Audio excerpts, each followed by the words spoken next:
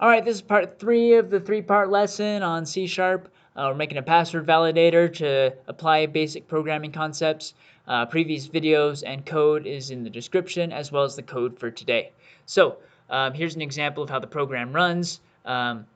You'll be prompted certain things, and you have to meet all of the requirements in order to say that it has a good password. Okay, and it'll tell you if you're missing something. So let's get going. Again, the code for last time will be called Password Validator 2 in the description. So you get all caught up.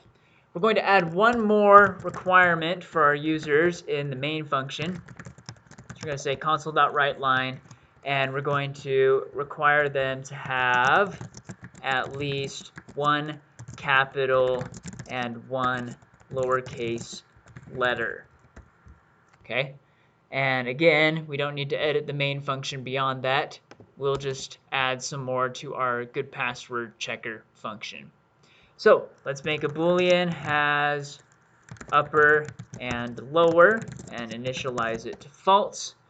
And we're going to actually let's separate these out because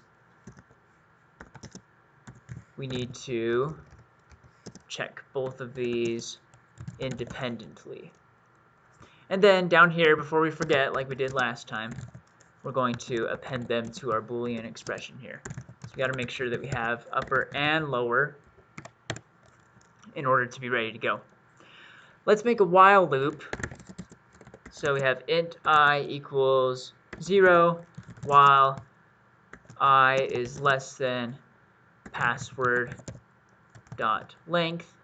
We're going to iterate through the password. Last time we learned about for each, where you can use characters to iterate through. We're going to iterate through using a plain old while loop this time. And then let's put our increment at the bottom of our while loop so that our index keeps increasing, I for index. Now what we're going to have to do is we're going to have to convert this we're going to have to convert each character in the password string to a string itself. So we're going to say string s equals password at index I, which will give us a character. And then we're just going to concatenate it with a string. This will force the type of the output to become a string. There's other ways to do it. This is just a quick way.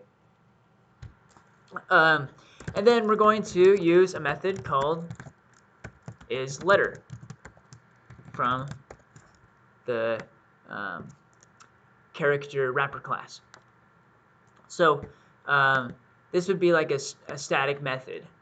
So we have static methods in our program here, and you can use them wherever you want by typing in the name of the class, dot, and then the static method. So we're going to be checking if password I is a letter, then we'll say has upper equals our string to upper equals s. So this would be a Boolean expression here that will evaluate to true or false whether or not the uppercase version of the string is equal to the string itself. So, for example, if my letter is already A, then A to upper is going to be equal to A. But if I have lowercase A to upper, which is going to spit out capital A, or uppercase A, then that would not be equal to A. So that's one way to do it. I'm just doing this so that you can see the toUpper function because we'll need it later on if you're in my class at school. And we're going to make what's called a ternary expression here, ternary operator. And basically what this does is if this is true, then we're going to return true for has upper. Otherwise, we're going to return has upper, which was initialized to false before. So a ternary operator is like a mini if statement that returns something if it's true, or false. So we're going to do the same thing for is lower, or has lower, and just change wherever it says upper to be lower.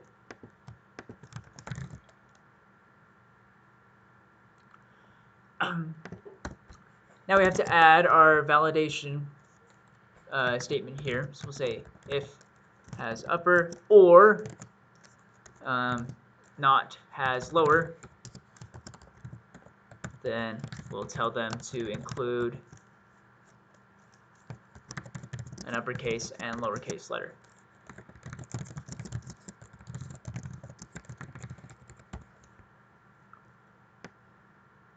So if it either doesn't have an uppercase or doesn't have a lowercase, this is the OR operator, then we'll say it needs an uppercase or lowercase.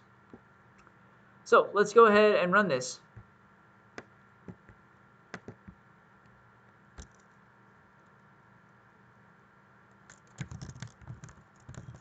I'm going to satisfy everything except the symbol, satisfy everything except the uppercase,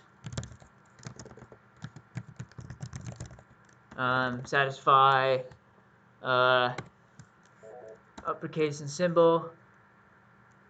All right, let's type in a good one, and we should be good to go. Awesome. So here's our concepts here.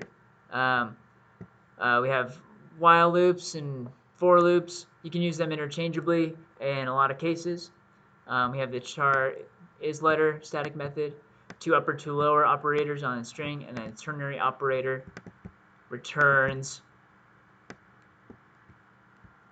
something if the condition is true and something else if the condition is false.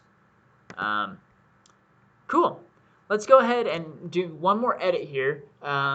The program works great. I'm just going to show you how while loops and for loops are similar in C# real quick. So you have the declaration, you have the comparison, and you have the increment of this I, this index that's going through from 0 up until the number of characters in password.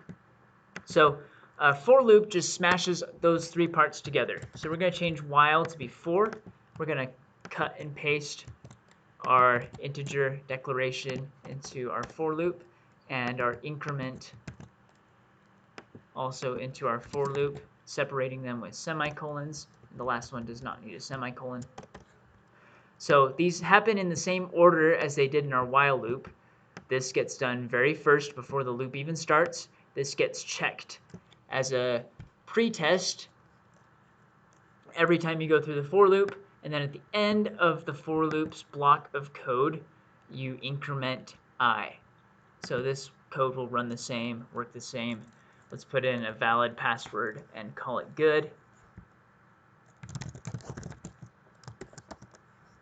And we are good to go. Okay, there's a little bit of C# introduction. If you have any questions, let me know in the comments, and have a good day.